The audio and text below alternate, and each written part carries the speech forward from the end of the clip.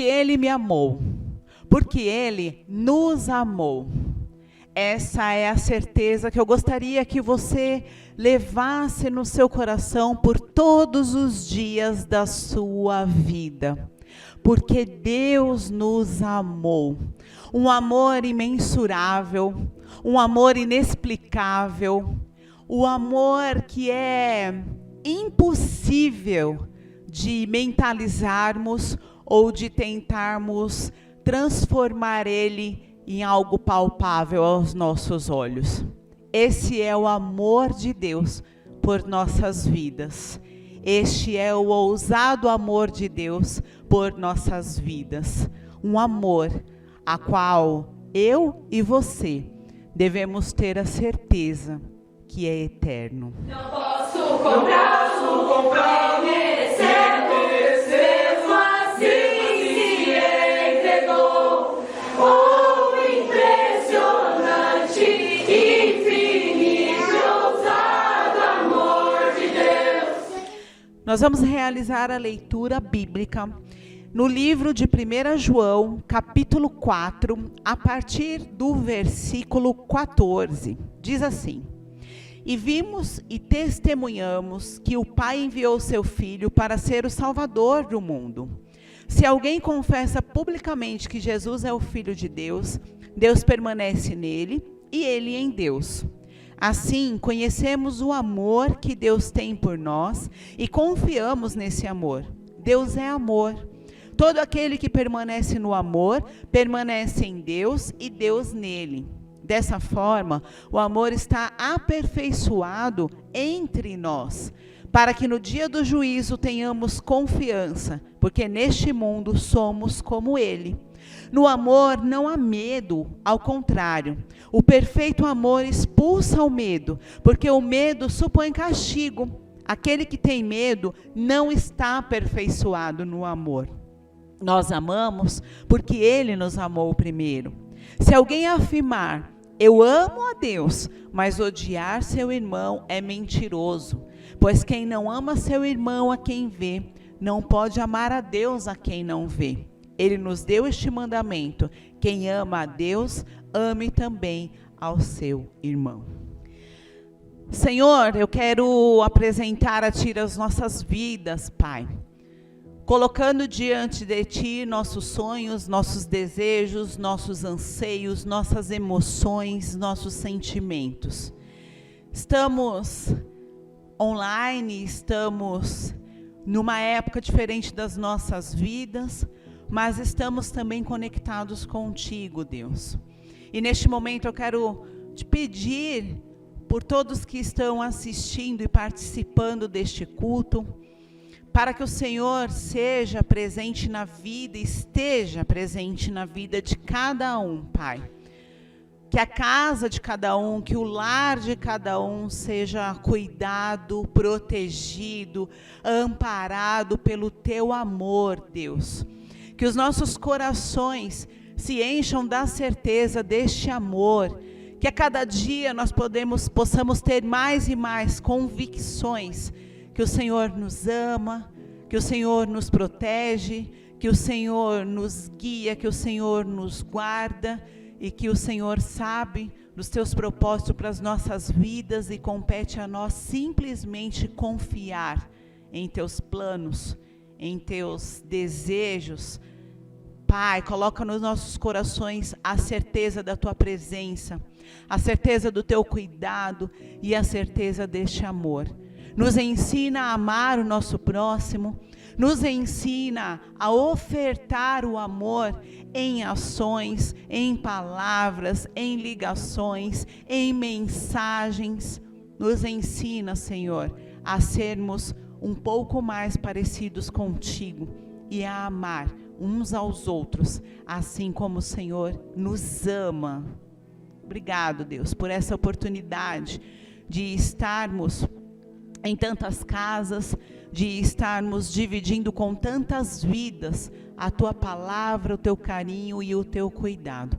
E que o Teu Santo Espírito esteja, Senhor, ao lado daqueles que precisam de consolo, daqueles que precisam de conforto, daqueles que precisam de ânimo, daqueles que precisam de uma resposta, que o teu Santo Espírito, ó Pai, seja aquele que traga aos corações o que tem colocado, pedido e direcionado diante de Ti. É em nome de Jesus que nós oramos com a certeza desse imenso amor que é derramado sobre as nossas vidas todos os dias. Amém. Qual o tamanho da sua disposição em atender o chamado de Deus?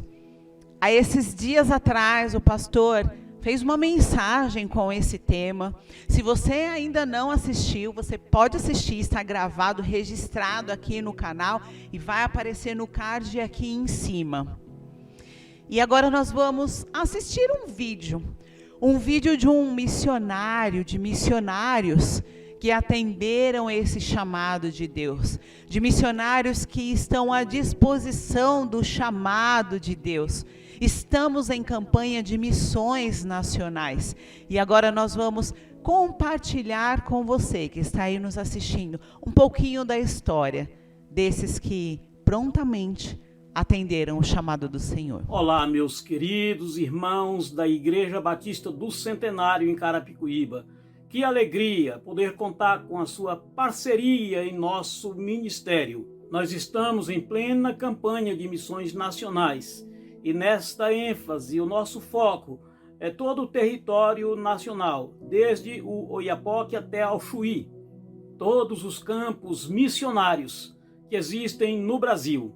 Nós estamos no Rio Madeira, estado do Amazonas, e o nosso ministério, o ministério do pastor Adiel Souza Tolentino, consiste em evangelizar os povos ribeirinhos, como também discipular os novos convertidos, treinar irmãos e irmãs vocacionados para o ministério em suas mais variadas áreas e também cooperar com a assistência social em suas múltiplas formas. Nós temos 4 equipes que estão trabalhando em 6 comunidades. 2 equipes se desdobram para atender 2 comunidades cada equipe. E essas comunidades são Bom Jardim, Braço Grande, Amparo, Repartimento, Bracinho e São João. 2 de nossas equipes estão se desdobrando para atender 2 comunidades cada equipe. Na sede do município nós temos as nossas instalações para treinar os nossos obreiros, como também o fazemos nas comunidades onde atendemos. Vale dizer, irmãos, que 4 dessas comunidades, nós temos ali comunidades onde estamos com trabalhos pioneiros, porque sempre levamos muito a sério o que o apóstolo Paulo disse lá em Romanos, capítulo 15, versículo 20. Sempre fiz questão de pregar o evangelho, onde Cristo não era conhecido, de forma que não estivesse edificando sobre o alicerce de outro. Neste verso, nós podemos ver 3 características que também são 3 grandes desafios que foram vistos no apóstolo Paulo e que devemos copiar e seguir também como modelo, como padrão para a nossa vida, nós que queremos conduzir outras pessoas a Cristo. E essas características são: sempre fiz questão de pregar o evangelho, isto é, compromisso, onde Cristo não era conhecido, isto é, visão e estratégia, de forma que não estivesse edificando sobre o alicerce de outro, isto é, respeito e cooperação. Que nós, como servos de Cristo, aprendamos esta preciosa lição com o apóstolo Paulo e a apliquemos onde quer que nós estivermos. Você também pode ofertar. Você pode ofertar para que nós venhamos a auxiliar no campo missionário, assim como nós assistimos a esse projeto que foi apresentado. Tantos outros existem espalhados pelo Brasil, tantos outros existem ao nosso lado. Nós da Igreja Batista do Centenário apoiamos alguns missionários que estão em campo. Aqui embaixo estão aparecendo os dados bancários, ao qual você pode ofertar. Oferte qualquer valor, ajude no campo missionário. Você pode também procurar a nossa tesouraria, você pode também procurar a nossa promotora de missões, a Fabiane, e eles vão te orientar nessa oferta. Lembrando também que nós realizamos a distribuição de cestas básicas todo início de mês. Então, se você também quer auxiliar com o alimento, com o valor, com uma cesta básica, procure a nossa equipe de ação social. Dejane, Sérgio, Sandra, Sérgio e todo mundo que está auxiliando a eles. Você pode, inclusive, deixar uma mensagem aqui no chat. De repente você quer auxiliar, não conhece essas pessoas, mas nós vamos ver a sua mensagem. Deixe uma forma de contato, entraremos em contato com você, se assim for o desejo do seu coração, em compartilhar conosco, abençoar aqueles que estão ao nosso redor e abençoar o campo missionário.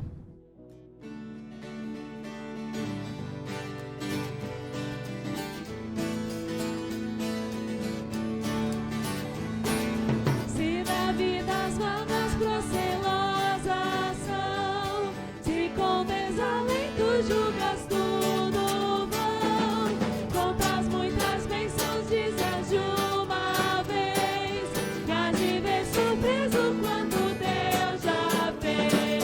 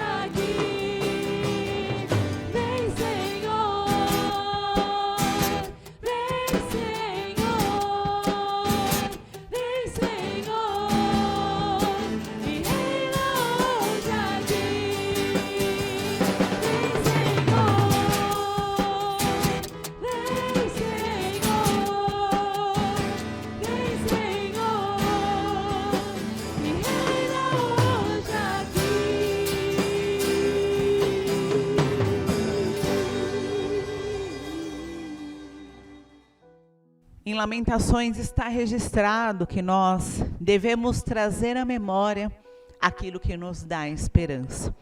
E agora nós vamos participar, sim, participar, porque o pastor realizará aqui, e você em seu lar ou qualquer ambiente que você esteja, participar da ceia do Senhor, trazer à memória aquilo que nos dá esperança. Muito boa noite, meus queridos. Esse momento é um momento célebre, é um momento especial, onde todos nós juntos vamos celebrar a ceia do Senhor.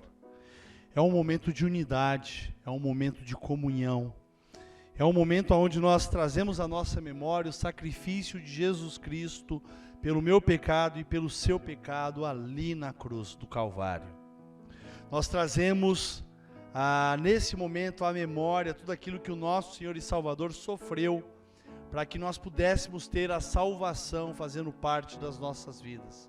Tudo aquilo que Ele teve que passar e padecer no cumprimento da sua missão, para que juntos em unidade nós pudéssemos ter este momento de comunhão, ter este momento de entendimento do que Ele fez por nós, mas ter principalmente esse momento de celebração da unidade do corpo de Cristo. Quem deve participar da ceia do Senhor? É sempre importante nós frisarmos aqui quem deve participar da ceia do Senhor. Apesar de haver várias formas de celebração da ceia, nós cremos que a ceia do Senhor é para a celebração daqueles que cumpriram a primeira ordenança, que foi o batismo nas águas, reconhecendo e testemunhando a todas as pessoas que juntos compartilharam desse momento especial na vida daquela pessoa, o compromisso que ela assumiu com o nosso Senhor. Porque talvez você deve estar pensando na sua casa, eu posso participar, qualquer um pode participar. Não, porque não é uma ceia livre. É uma ceia para aqueles que já fazem parte de uma comunidade, já fazem parte de uma igreja e já são membros de uma igreja porque cumpriram a primeira ordenança. Então, se você, mesmo não sendo da Igreja Batista, está participando conosco e nessa noite você está em plena comunhão com os membros da sua igreja e está em comunhão com o nosso Senhor e Salvador Jesus Cristo, você é nosso convidado especial a participar deste momento especial. E a palavra de Deus, ela retrata para nós alguns momentos de celebração dessa ceia.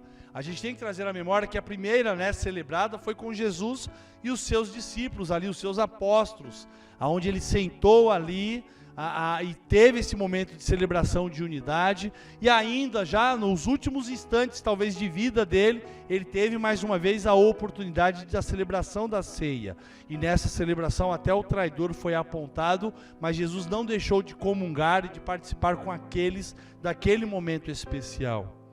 E o apóstolo Paulo, na carta aos Coríntios, 1 Coríntios, no capítulo 11, a partir do verso 23, ele fala desse momento da ceia do Senhor. E ele fala sobre essa responsabilidade, que aquilo que ele havia recebido do Senhor Jesus, ele estava agora ali compartilhando com aqueles irmãos. E ali ele apresenta os elementos e ele faz algumas declarações. Ele fala da mesma forma como o Senhor Jesus fez a afirmação, ele usa o pão como representação do seu corpo, e ele faz a seguinte declaração: esse pão representa o meu corpo que é entregue por vós. Sempre que vocês comerem desse pão, façam isso em memória de mim.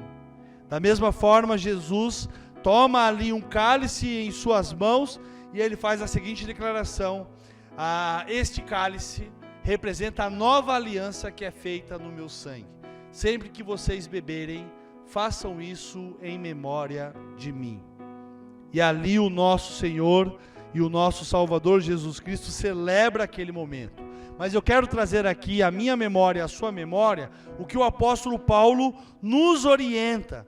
Porque ele diz o seguinte, que nós não podemos comer do pão e beber do cálice em uma situação de indignidade. Isso está lá no verso 27 do capítulo 11. Muito pelo contrário, nós temos que ter a responsabilidade, como diz no verso 28, de examinarmos a nós mesmos e verificarmos em qual condição nós estamos. E essa condição de exame é como nós estamos com os nossos irmãos, como nós estamos no meio familiar, como é que nós estamos com os nossos vizinhos, colegas de trabalho, como é que nós estamos com as pessoas que estão ao nosso redor. E posteriormente, obviamente, como nós estamos na nossa relação com Deus. Quantos pecados foram confessos? Há pecados que ainda não foram confessados, então confesse. Há alguma inimizade que se tornou parte da tua vida nos últimos dias? Resolva essa inimizade, para que não coma e não beba do pão indignamente. Porque se comer do pão e beber do cálice indignamente, Paulo fala de algumas consequências. No verso 30, ele fala de alguns que estão fracos, alguns que estão doentes, e não poucos que morreram antes do tempo determinado. Fecharam os olhos para esse mundo fora do tempo determinado do Senhor, porque indignamente feriram esse momento de comunhão e de unidade com o Pai, porque se apresentaram em pecado. Mas presta bastante atenção, que em momento algum ele diz, se você está em pecado, deixe de participar. Ele não dá para nós essa opção. Ele dá para mim e a você a opção do exame. Temos que ter o autoexame. Temos que ter este momento de nos colocarmos diante da presença do Senhor e resolvermos todas as nossas questões para podermos participar deste momento de unidade. Então, nesse momento, nós vamos celebrar esse momento de unidade. E assim como o nosso Senhor e Salvador Jesus Cristo fez com aqueles discípulos, nós vamos fazer também nessa noite. Por isso eu te orientei de que você preparasse esse momento especial para juntos nós compartilharmos. E a palavra de Deus diz que ele tomou o pão em suas mãos e fez a seguinte declaração: este pão representa o meu corpo que é entregue em favor de vós. Sempre que vocês comerem, façam isso em memória de mim. E tendo dado graças, eles ali junto comeram. Então eu quero convidar você, onde você está, a baixar a sua cabeça, fechar o seu olho e nós vamos dar graças ao Senhor. Senhor, nós te louvamos porque a sua misericórdia e graça se faz presente em nossas vidas. E nós o engrandecemos porque sabemos que o Senhor é um Deus de amor e misericórdia e tem cuidado de cada um de nós. Senhor, nesse momento célebre, nós queremos trazer à nossa memória o que o seu Filho fez por cada um de nós, se entregando, sendo humilhado, sendo esbofeteado por nós. A carne do nosso Senhor Jesus Cristo enfermou, sem dúvida nenhuma, naquele dia, Pai. Ela enfermou por todas as chicotadas, por toda a humilhação, se enfermou, sem dúvida nenhuma, emocionalmente, por conta daqueles que tantas vezes caminharam, o rejeitaram e até gritaram em praça pública: crucifica Jesus, crucifica o Senhor, crucifica o Salvador. Obviamente não declarando o Senhor e Salvador, mas crucificando ali um homem.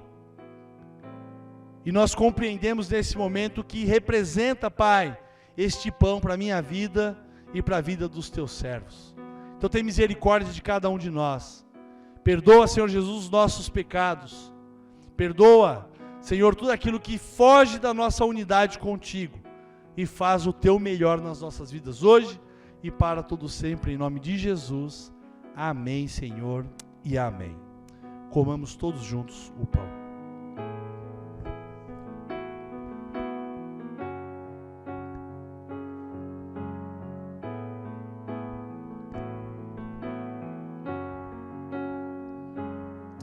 Semelhantemente, a palavra de Deus diz que Jesus tomou em suas mãos o cálice e ele fez a seguinte declaração: este cálice representa a nova aliança no meu sangue.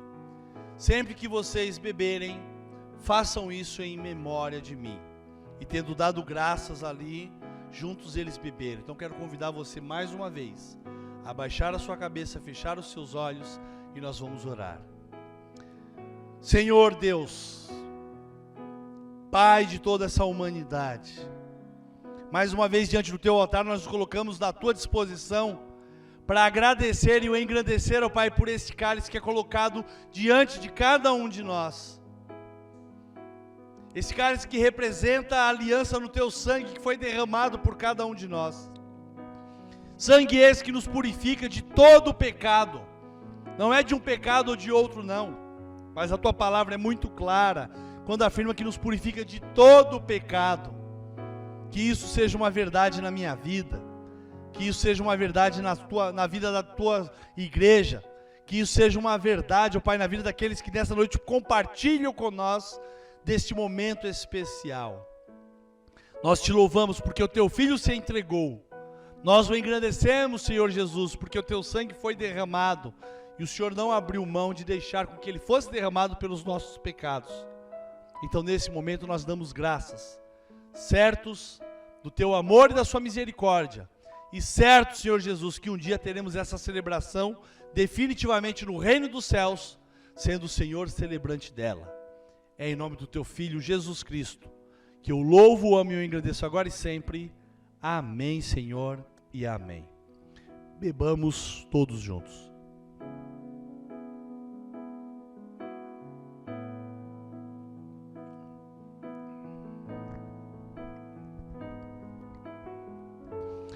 Senhor, diante do teu altar nós apresentamos as nossas vidas. Certos, Deus, de que esse momento é um momento onde a unidade foi celebrada e essa unidade vai permanecer até o dia que nós nos encontrarmos nos ares definitivamente com o Senhor Jesus, aonde a promessa da ressurreição definitivamente fará parte das nossas vidas. Tem misericórdia, Senhor, de cada um de nós. Faz, Senhor Jesus, o teu melhor nas nossas vidas, pois é nisso que nós cremos, e é nisso que nós temos a convicção e a certeza do quanto o Senhor realiza o melhor nas nossas vidas hoje e para todo sempre. E que o teu amor, a graça do nosso Senhor e Salvador Jesus Cristo e as consolações do Espírito Santo de Deus seja com a sua igreja hoje e para todo sempre, que todos digam amém. Que Deus nos abençoe, que Deus lhe abençoe e que juntos possamos mais e mais vezes termos a oportunidade desse momento de celebração de unidade, mas mais do que celebrar essa unidade, que um dia nós venhamos a celebrá-la no reino dos céus com o nosso Senhor e Salvador Jesus Cristo. Que Deus nos abençoe. Graça e paz, meus amados, mais uma vez nós estamos aqui na casa do Senhor, junto com você aí na sua casa, para louvar, bendizer a este Deus, que é um Deus de amor, é um Deus de graça, é um Deus de misericórdia, e que, sem dúvida nenhuma, faz toda a diferença para a minha vida e para a sua vida. Como você tem nos acompanhado já nos últimos 2 domingos, nós estamos em campanha de missões e talvez, sempre seja importante esclarecer o que é estar em missões, Nós temos algumas juntas, e uma das juntas é a Juntas de Missões Nacionais, que tem a responsabilidade de enviar obreiros para o campo missionário. E esses obreiros, eles estão aqui na capital, alguns estão no interior de São Paulo e alguns estão em outros estados realizando esta obra que pertence ao Senhor. E esses que se colocam dentro dessa disposição, nós chamamos eles de missionários, e esses missionários representam a nossa denominação batista. E quando nós fazemos a campanha de missões, nós a fazemos por quê?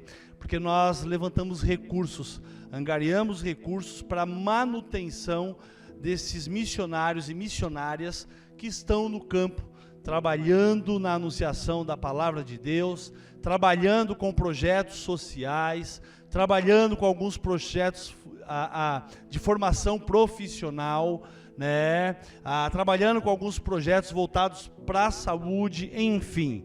Nós temos missionários nas mais diversas áreas, atuando, não apenas como ministro, mas muitos deles como profissionais liberais, que têm abençoado as comunidades onde eles estão inseridos.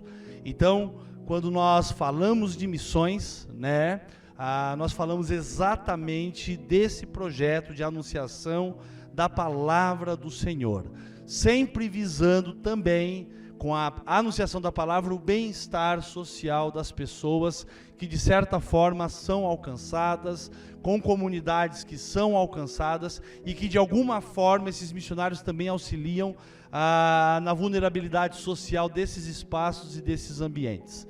Então, toda vez que você ouvir falar de missões, né, missões nacionais, missões mundiais, missões urbanas, né, nós estamos falando exatamente dessas pessoas que se colocaram à disposição em serem ministros, né? Muitas vezes longe das suas famílias, muitas vezes longe do seu estado de origem e até muitas vezes longe do seu país.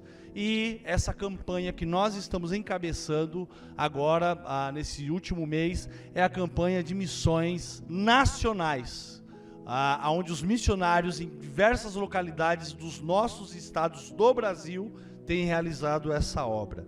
E hoje, não muito diferente talvez dos outros 2 domingos, como nós estamos falando de missões, eu trouxe uma temática para poder trabalhar com vocês e convidar você a fazer parte deste campo missionário.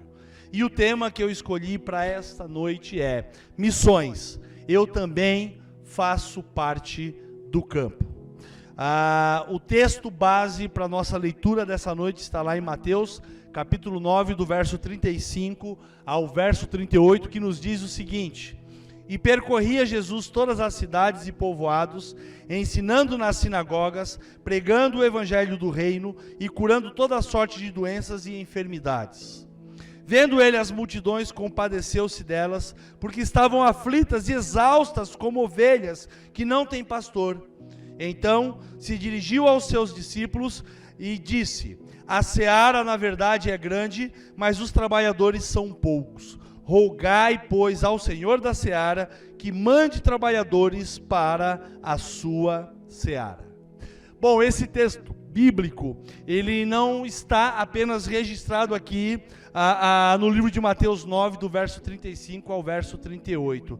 Ele também tem registro em Lucas capítulo 10, do verso 1 e 2, e ele também está registrado em João capítulo 4, do 35 ao 37. Nós estamos falando, obviamente, dessa junção dos evangelhos sinóticos, aonde esses evangelhos corroboram para que a história, ou o fato, ou o evento fique claro para todos nós a respeito do que cada autor teve como visão aquele momento, aquele evento, aquele fato, né? Por esse motivo nós chamamos de evangelhos sinóticos, né? Obviamente que João não faz parte do livro Sinóticos, mas também tem esse registro. Então, por esse motivo, eu faço aqui, obviamente, essa citação, para que você entenda, né, que quando nós vemos o relato em mais de um livro, e às vezes vendo o relato nós vamos ver minúcias diferenciadas a respeito da visão do autor dentro daquilo que está registrado, né? E obviamente eles não estão tratando de assuntos distintos, de assuntos diferentes, estão tratando do mesmo assunto, mas obviamente cada um na sua ótica.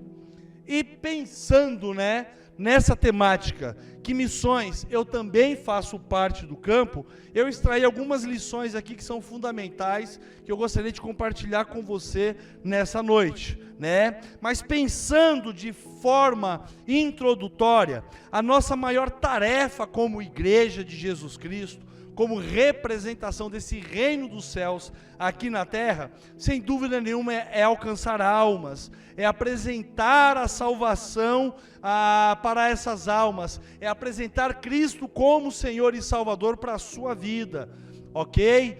Como um dia foi apresentado para a minha vida Cristo como Senhor e Salvador, então nós também temos a responsabilidade de dar continuidade nessa anunciação do Evangelho. E por conta disso, obviamente, todos nós recebemos da parte do Senhor uma grande missão, né? Que nós, protestantes, chamamos de grande comissão, aonde, registrado lá em Mateus 28, 19 e Marcos 16, 15, Jesus deixa muito claro: ide por todo mundo e pregai o Evangelho a toda a criatura. Mas nessa noite eu quero aprender com vocês um pouquinho mais de alguns detalhes dessa evangelização com Jesus Cristo.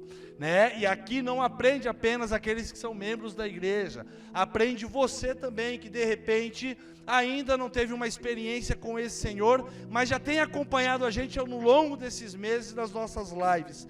E você precisa entender que quando nós anunciamos algo que nós cremos, nós anunciamos algo que transformou e mudou a nossa vida e que automaticamente nós acreditamos que pode mudar a sua vida também, né?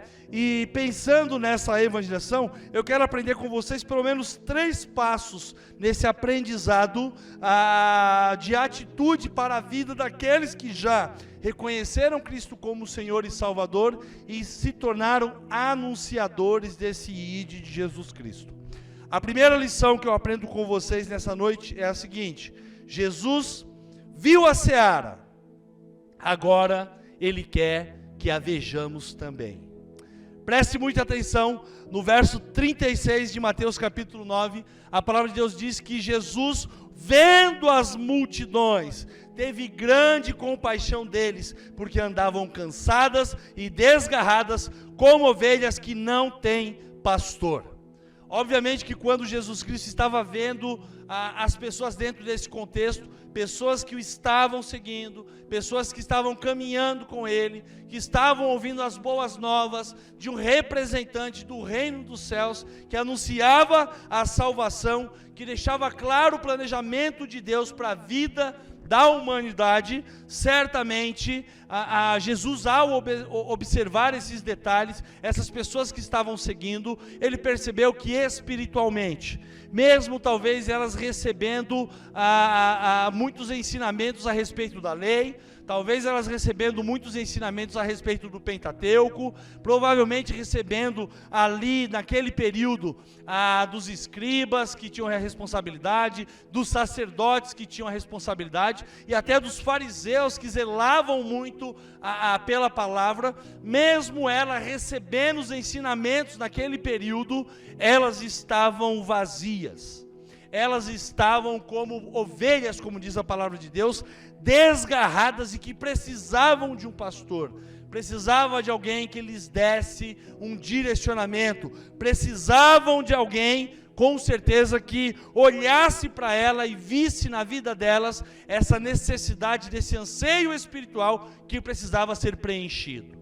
Talvez hoje, nos dias atuais, você também esteja exatamente nessa situação. Talvez você já tenha experimentado alguns movimentos religiosos, talvez você até assumiu uma postura religiosa por aquilo que foi lhe ensinado pelos seus pais, talvez você assumiu uma posição religiosa por conta de algum amigo que te convidou, mas talvez dentro desse ambiente religioso onde você está inserido, nunca lhe foi apresentado o plano de salvação. Nunca foi apresentado que Cristo é o Senhor e Salvador da sua vida. Nunca lhe foi apresentado que Deus tem um planejamento e um propósito de redenção e salvação para a tua vida.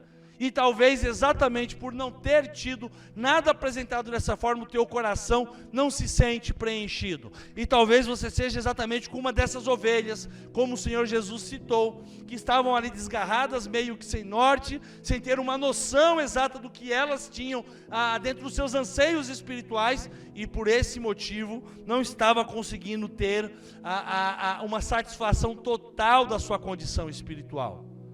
Então, aqui nós não vemos apenas o Senhor olhando, mas a gente vê o Senhor nos aguçando, desafiando a nós também olharmos e termos compaixão. Sem dúvida nenhuma, quando eu prego essa palavra nessa noite aqui, eu não apenas estou falando para aqueles que são ministros e são vocacionados, mas eu estou falando para você também, meu querido. Provavelmente nessa noite o Senhor está aguçando meu coração para que eu olhe para a sua vida, para a sua alma com compaixão, entendendo que você precisa de redenção, que você precisa de salvação, que você precisa também enxergar, como um dia eu enxerguei, que você é um pecador, que erra, que tem suas falhas, mas eu quero deixar claro para você que essas falhas não podem, em hipótese alguma, te afastar de uma relação com Deus. Como nós celebramos anteriormente aqui a ceia do Senhor, nós estamos celebrando a unidade do corpo de Cristo, mas você, sem dúvida nenhuma, pode ser também parte dessa unidade do corpo de Cristo. por que você pode ser? Porque Jesus Cristo também se entregou por você. E pensando talvez fora de tempo ou atemporalmente falando, né, naquele momento que ele viu aquelas multidões, pela onisciência por ele ser Deus, talvez ele tenha visto o seu coração também.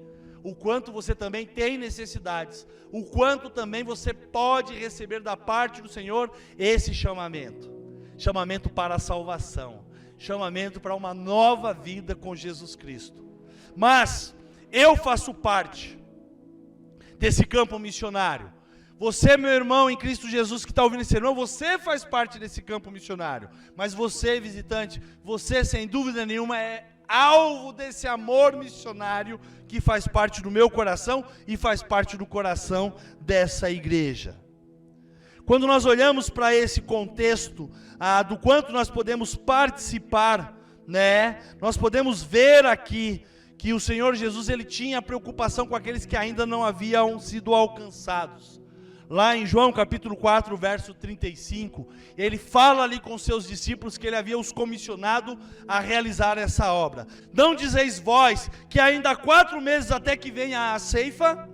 Eis que eu vos digo, levantai os vossos olhos e vede as terras que já estão brancas para a ceifa. Levante os seus olhos e olhe para aqueles que estão ao teu redor. Eles estão, sem dúvida nenhuma, clamando pela graça e pela misericórdia de Deus. Eles estão vivendo, sem dúvida nenhuma, a necessidade de ter os seus corações preenchidos com essa misericórdia e graça. E eu só terei de fato a propriedade de afirmar que eu faço parte dessa missão, se eu conseguir, como Jesus viu, olhar as pessoas que estão à minha volta.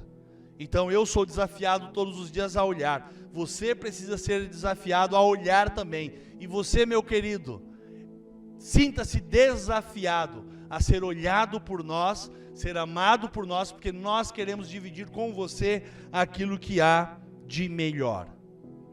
Segunda lição que eu aprendo com este texto. A palavra de Deus, ela vai apresentar para nós em Lucas 6, verso 12. E aconteceu que naqueles dias subiu ao monte a orar e passou a noite inteira em oração. Segunda lição que eu aprendo nessa noite. Jesus orou por obreiros, agora Ele quer também que eu e você oremos.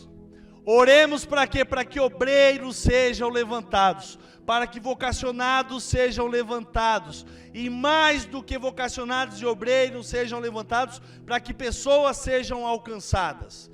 Esse texto de Lucas capítulo 6, verso 12, que eu li anteriormente, é exatamente o texto que aponta Jesus subindo ao monte para fazer a sua oração, e no dia seguinte, após esse momento de oração em comunhão com o Pai, ele desce e ele começa a selecionar os seus discípulos. Aqueles que caminhariam com ele, aqueles que exerceriam o ministério, aqueles que estariam à frente dessa obra do Senhor, anunciando as boas novas de salvação a toda a humanidade daquele período, daquele momento, daquele instante. E é muito interessante que nós vemos na primeira ação de Jesus aqui, ele se ausentar, ir até um local particular e orar a Deus. Eu imagino que nessa oração, Jesus pediu homens que tivessem fidelidade. Eu imagino que nessa oração, Jesus pediu homens que tivessem coragem. Imagino que nessa oração, Jesus pediu obreiros que tivessem a disposição de dar a vida. E quando nós olhamos para a vida dos discípulos, nós vemos de fato o quanto eles se colocaram em total disposição. Tanto que, com exceção de Judas Iscariotes, que traiu Jesus e foi atentar contra a própria vida, todos os demais permaneceram ali. No primeiro momento, logo após prisão e sacrifício de Jesus, ficaram meio que atônitos, ficaram meio que fustigados com aquela situação, fugiram, mas posteriormente eles entenderam de fato o propósito pelo qual Jesus veio a este mundo. E aqueles homens assumiram as suas responsabilidades, e em assumir as suas responsabilidades, eles foram também martirizados e mortos por conta deste evangelho restaurador e salvador. automaticamente a gente percebe que aquilo que Jesus foi a ter no seu tete-a-tete, na sua particularidade com o Pai, estava se cumprindo na vida daqueles homens. E foi dessa forma, e foi realizado dessa maneira. Quando nós olhamos para o texto de Lucas 10, verso 2, que tem esse paralelo com o texto de Mateus, nós vemos o seguinte, Jesus dizendo: disse-lhes Jesus, grande é, em verdade, a seara, mas os obreiros são poucos. Rogai, pois, ao Senhor da seara que envie obreiros para a sua seara. Aqui, logo após esses homens já terem sido comissionados anteriormente, Jesus, observando as multidões que tinham necessidade de serem alcançadas, Jesus leva esses homens também, não apenas a ter uma conscientização, mas leva esses homens a orar. Leva esses homens a ter essa experiência com o Pai, de clamar por mais obreiros. Eu fico imaginando se há quase 2000 anos atrás, Jesus já teve esse tete-a-tete, já teve esse momento de oração com esses homens, já clamou, mostrando que naquele tempo os campos já estavam vastos, cheios e prontos para a colheita. Imagine então nos dias atuais, se Jesus fosse dar essa mesma ordem. Uma coisa é fato, a ordem do nosso Senhor que foi dita a esses milhares de anos atrás, ela é a mesma nos dias atuais. Nós ainda temos, sem dúvida nenhuma, a responsabilidade de dar continuidade a esse legado de anunciação. Meu querido, você nessa noite que ouve o que nós estamos pregando, que eu estou pregando aqui, você precisa entender que você também já estava nesse planejamento do Senhor. Sendo você um fruto a ser colhido, você já estava nesse planejamento do Senhor. Quando o Senhor Jesus conclamou aqueles homens para orar, eles também certamente, atemporalmente falando, eles já estavam orando pela sua vida, não tenha nenhuma dúvida. E aí você vai falar, nossa pastor, mas como assim? Sim, quando você lê lá João capítulo 17, os últimos momentos que Jesus está tendo com seus discípulos, as últimas ordens que ele está dando para aqueles homens, e no primeiro instante ele vai orar por aqueles homens, no segundo instante ele vai orar pela vida dele, e no terceiro instante ele vai orar por aqueles que ainda virão a crer nele, e ele ora por você. Se você nunca viu esse texto, tiver a curiosidade, vai lá, lê o João capítulo 17 inteiro, e você vai ver o nosso Salvador orando pela sua vida, porque Ele já estava se importando com a sua alma, Ele já estava se importando com a sua salvação, e Ele já estava assumindo a responsabilidade de morrer também pelos seus pecados. Coisa maravilhosa é nós entendermos os propósitos de Deus e saber que em todo o planejamento dEle, nós sempre fizemos parte desse planejamento. Terceira e última lição que eu aprendo com vocês nessa noite. Jesus escolheu homens com limitações, habilitou esses homens com a autoridade, e Ele quer que também sejamos habilitados. Olha só o que diz o texto de Lucas 10, verso 8 e 9. Quando entrarem numa cidade e forem bem recebidos, comam o que for posto diante de vocês, curem os doentes que ali houver, e diga-lhes, o reino de Deus está próximo de vocês.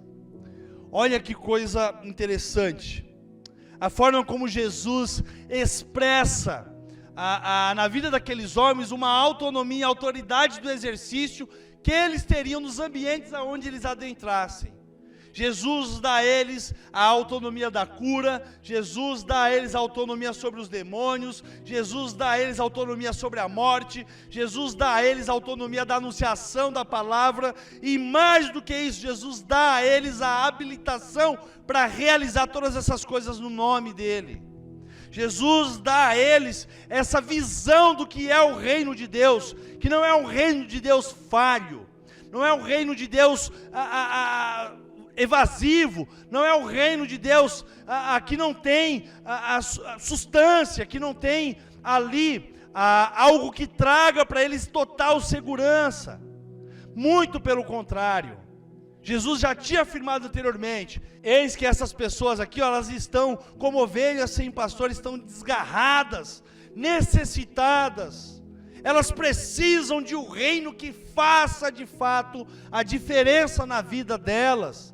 E é exatamente isso que Jesus está mostrando aqui para esses homens. Vocês vão anunciar, vocês vão pregar, mas mais do que anunciar e pregar, vocês vão mostrar a manifestação do poder de Deus, e vai deixar claro para essas pessoas que o reino de Deus está próximo deles, o reino de Deus está próximo dessas vidas, o reino de Deus está próximo de cada um de vocês. Nessa noite, meu querido, saiba onde você está aí sentado na sua casa, talvez no seu sofá, talvez na varanda, talvez numa cadeira diante do teu celular, ou talvez diante da TV, não tenha dúvida nenhuma que o reino de Deus está próximo a você. O que eu estou anunciando aqui é exatamente o reino de Deus. A salvação que está sendo apresentada aqui é exatamente a manifestação do reino de Deus para a tua vida, e esse reino liberta, esse reino transforma, esse reino salva, esse reino te dá a garantia de vida eterna.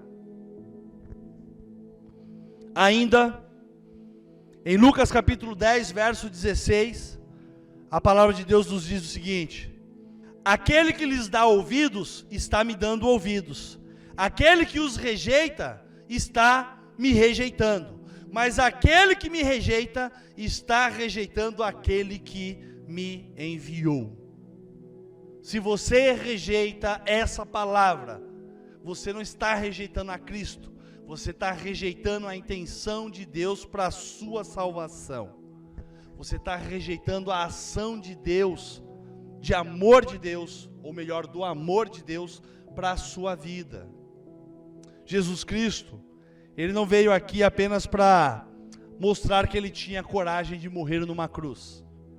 Ele não veio aqui apenas para mostrar que Ele tinha o poder de curar e de transformar vidas. Ele veio aqui com uma missão de amor. Uma missão de amor que geraria vida para toda a eternidade. Uma missão de amor que geraria no meu coração e obviamente no seu coração a oportunidade dessa transformação. Todos nós, sem dúvida nenhuma, quando eu olho para esse contexto, precisamos ver a importância de participar dessa colheita de almas. A seara é grande, logo a colheita não pode ser uma colheita pequena. Lembre do chamamento de Isaías? Se você não lembra do chamamento de Isaías, eu quero refrescar aqui a sua memória. Lá em Isaías capítulo 6, verso 8, a palavra de Deus diz o seguinte: depois disso, ouvi a voz do Senhor que me dizia: a quem enviarei e a quem há de ir por nós? Então eu disse: eis-me aqui, envia-me a mim. Isaías ouviu o chamamento do Senhor e ele não pensou duas vezes: Senhor, eis-me aqui, envia-me a mim. Eu estou à disposição, eu quero fazer parte deste momento especial, eu quero fazer parte desse processo de mudança e transformação na vida das pessoas. Então eu estou aqui, Senhor, à disposição, me envia, me coloco à disposição em anunciar, me coloco à disposição em fazer a diferença na vida das pessoas, me coloco à disposição em anunciar o seu reino. Hoje, nós temos uma população mundial gigante. Nós crescemos aproximadamente 100 milhões de pessoas a cada ano. E a estimativa que já foi feita é que aproximadamente 40% dessa população mundial nunca tenha ouvido sequer uma citação a respeito de Cristo como Senhor e Salvador das nossas vidas. Logo vejo que essa responsabilidade é minha, essa responsabilidade é sua, essa responsabilidade e atitude é de todos aqueles que se colocam à disposição para esta anunciação.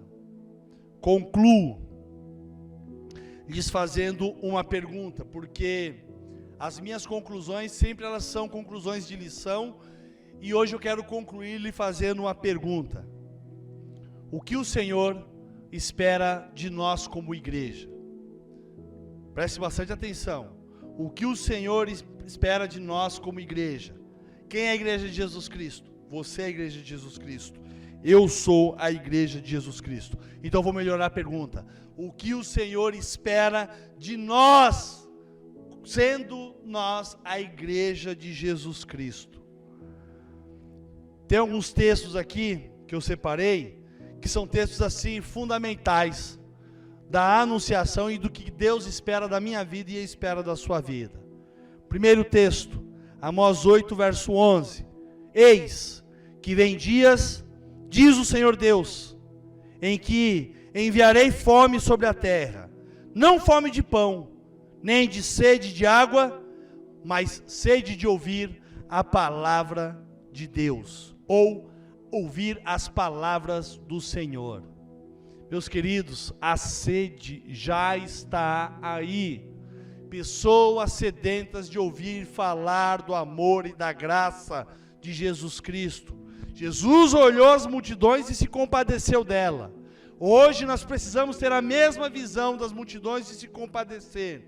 E você precisa crer que nós estamos olhando para a sua vida porque nós queremos o melhor para ela. Queremos que a sua vida seja alcançada. Queremos que você tenha uma relação com esse Deus como nós temos. Queremos que você também faça parte dessa família. Segundo o texto, 2 Coríntios, capítulo 10, verso 16. Por que temos essa missão?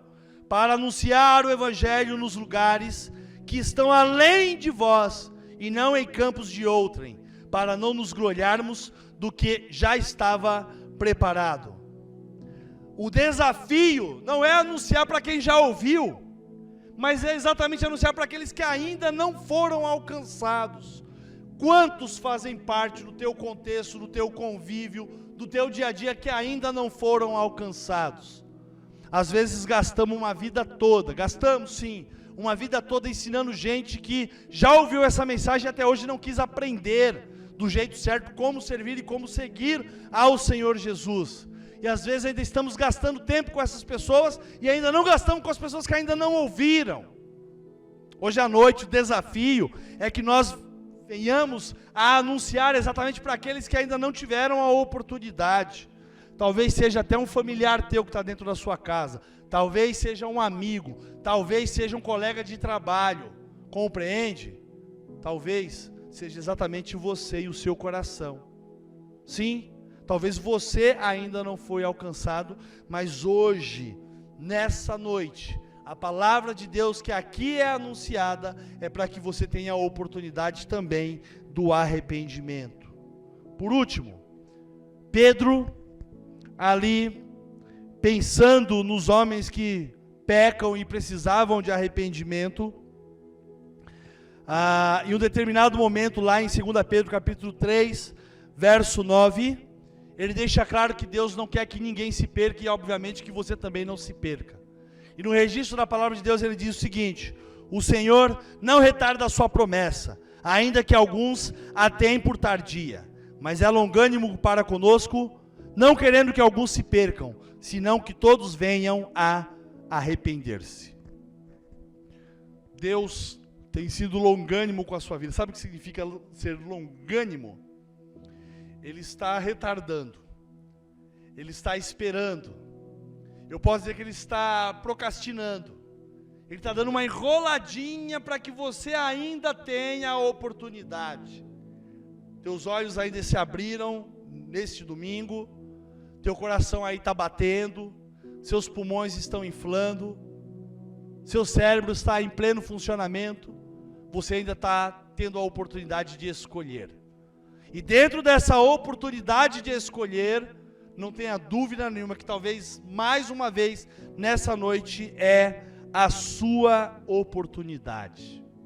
Então, pensando nessa oportunidade, eu não poderia deixar hipótese alguma de dar a você a opção da escolha, de reconhecer Cristo como Senhor e Salvador. Como obreiros, nós, aqueles que já assumimos a responsabilidade de fazer parte do campo missionário, nós já fomos aqui, todos nós, já fomos desafiados a olhar para a seara. Nós já fomos desafiados a orar para que Deus levante pessoas. Nós também já fomos desafiados a termos a habilitação da parte do nosso Senhor. Mas eu tenho que encerrar essa mensagem desafiando você a entregar a sua vida para Jesus, a reconhecer Ele como Senhor e Salvador da sua vida, a reconhecer a ação dEle pela sua vida, porque o sacrifício dEle também foi pelos seus pecados. Eu tenho, sem dúvida nenhuma, a responsabilidade de dividir com você a oportunidade da redenção. Então, se você ouviu essa mensagem, você entendeu ela no seu coração, e entende que talvez até hoje, até essa noite aqui, você fez parte deste grupo que está aí meio disperso, sem ter nenhuma convicção, sem ter uma certeza de eternidade para a sua vida, sem ter uma certeza de salvação para a sua vida. Talvez você esteja atônito como aquelas pessoas estavam e Jesus observou isso na vida delas. Se você entende que você está nessas condições, e você entende que você quer ter um compromisso, não com esse pastor, não com essa igreja, mas você quer ter um compromisso com Cristo, e você quer reconhecer Ele como Senhor e Salvador da sua vida, você tem a oportunidade dessa decisão. Tome essa decisão aí, no seu coração.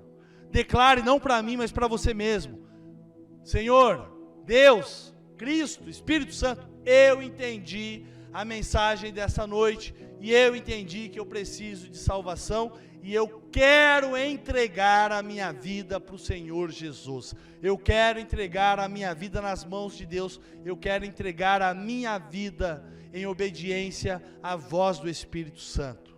Se você fizer essa declaração, tenha certeza que após esse momento de oração, você também fará parte da família do Senhor e Salvador Jesus Cristo.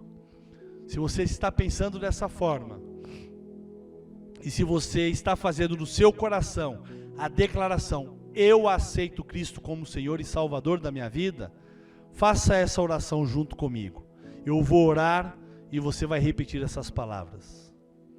Senhor Jesus, eu reconheço os meus pecados, reconheço a necessidade da salvação, reconheço a oportunidade, confesso que sou pecador e entrego nessa noite a minha vida nas suas mãos. Aceita, Senhor, o meu coração. Aceita, Senhor, a minha vida. Transforma. Escreve, Senhor, o meu nome no livro da vida, porque nessa noite eu reconheço que Jesus Cristo é o meu Salvador. Em nome de Jesus, amém e amém. Se você fez essa declaração, eu quero deixar claro que a partir desse momento, você é família de Deus junto comigo. Se você fez essa declaração e você quiser declarar agora aí no chat, coloca lá: eu fiz essa declaração. Eu vou entrar em contato com você e nós vamos falar um pouquinho mais a respeito dessa decisão. Se talvez você não esteja próximo a mim, esteja distante, talvez em um outro estado, talvez em um outro país, e fez essa declaração, mas não tem o meu acesso, não tem contato comigo, você pode entrar em contato com qualquer um outro pastor que esteja próximo a você, e de afirmar para ele que você também fez essa declaração, reconhecendo Cristo como Senhor e Salvador da sua vida. Eu tenho certeza que esse pastor vai cuidar de você. Que Deus nos abençoe. Que Deus abençoe a sua noite. Que Deus abençoe esse primeiro dia da semana. Que o Senhor abençoe toda essa semana e que você esteja debaixo dos cuidados e da proteção do Senhor. Que Deus nos abençoe. Neste momento nós vamos orar pelos pedidos que foram escritos aqui no chat, pelos pedidos que nós temos acompanhado durante a semana, pela sua vida, pela vida da sua família, a quem quer que a sua intenção apresente nesse momento diante de Deus. Nós vamos realizar esta oração e permita que o Espírito Santo do Senhor fale ao seu coração, adentre o seu lar, e que você seja abençoado por estes motivos que você apresentou ao Senhor. Bom, irmãos, vamos orar pelos motivos que foram apresentados aqui, ok? Querido Pai, é no nome de Jesus que nós colocamos diante do Senhor todos esses motivos que aqui foram apresentados. Pessoas, Senhor Deus, que estão pedindo por problemas de saúde, que a tua mão de poder, de cura, de bondade esteja sobre essas vidas, Pai Santo. Pessoas com problemas, Senhor Deus, nos seus relacionamentos familiares. Entra também com providência, Senhor Deus, e atende às necessidades familiares de cada pessoa e família, Senhor Deus, que aqui expôs o seu motivo, o seu pedido. Outras pessoas que estão em busca de emprego, ó Pai, para o sustento próprio, o sustento do seu lar e também para cooperar mais com a tua obra. Atende aos anseios do teu povo, responde segundo a tua boa vontade. Tantos outros motivos que aqui foram apresentados, Senhor. Que o Senhor atenda, Senhor Deus, com a tua forte mão, com a tua mão de poder, vá ao encontro dessas necessidades e supra essas necessidades, Pai Santo, para que, Senhor Deus, o teu povo glorifique ainda mais o teu nome. Nós oramos assim confiados no Senhor e em nome de Jesus. Amém. Amém. Que Deus abençoe. Obrigado. Obrigado pela sua participação. Obrigado pela sua presença neste culto. Obrigado por você fazer parte da família de Deus. Sim, fazemos parte da família de Deus, porque somos filhos do mesmo Pai. Porque Ele nos amou, nós também amamos. Essa é a certeza que eu insisto que você mantenha em seu coração. Ao longo dos seus dias, ao longo das suas semanas, ao longo desse mês e ao longo de todas as situações que você venha a viver. Não esqueça, porque Ele nos amou, nós também amamos. Deus te abençoe. É com muito pesar que nós informamos, né, que na última quinta-feira o nosso irmão Godofredo se encontrou definitivamente com o nosso Senhor. E certamente ele está nos braços do Pai, e o nosso coração nessa semana ficou contrito, entristecido com este momento, porque é um pai que parte, é um avô que parte, é um irmão em Jesus Cristo que fecha os olhos para este mundo, e certamente, por mais que nós tenhamos a convicção da vida eterna, nós não estamos preparados para esse momento de separação. Mas aprove o Senhor recolher o teu servo, nosso irmão Godofredo, e certamente apenas o Espírito Santo vai poder trazer o consolo a cada familiar, a cada amigo, a cada irmão em Cristo. Tem um texto na palavra de Deus, no Salmo 116, verso 15, que diz o seguinte: é com pesar que o Senhor vê a morte dos seus fiéis. Uma outra tradução, né, vai nos dizer um pouquinho diferente, mas também a realidade. Precioso é aos olhos do Senhor a morte dos seus santos. E não é aqui uma valorização que o Senhor dá porque partimos e nos encontramos com Ele na glória. Não é isso que a palavra está dizendo, muito pelo contrário. Ela está afirmando a paga que o nosso Deus assumiu para que nós tivéssemos essa oportunidade. Se tornou precioso o nosso irmão Godofredo estar hoje nos braços do Senhor, porque o Senhor Jesus assumiu a responsabilidade sobre a vida dele. Se tornou precioso aos olhos do Senhor, o nosso irmão Godofredo hoje está nos braços do Pai, porque o Pai promoveu esse momento especial para que ele pudesse se encontrar com o Pai.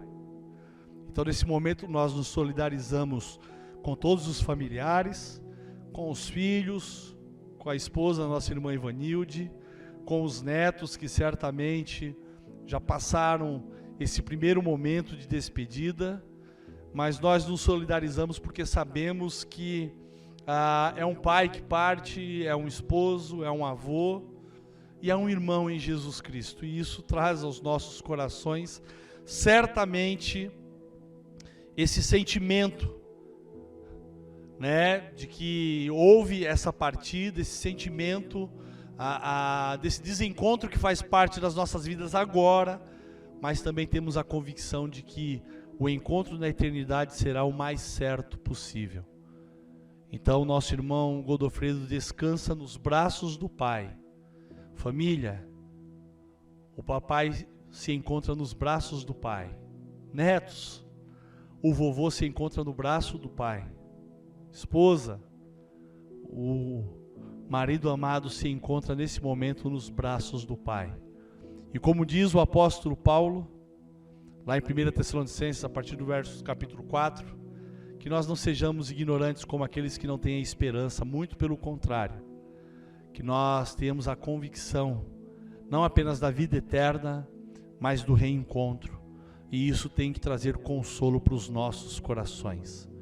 Então, nessa noite, nesse momento de comunicado, nós nos despedimos do nosso irmão e servo, irmão Godofredo. Que o Senhor o tenha nos seus braços e que você esteja agora orando pela família, pelos filhos, pela esposa, pelos netos, por esse momento que eles estão passando.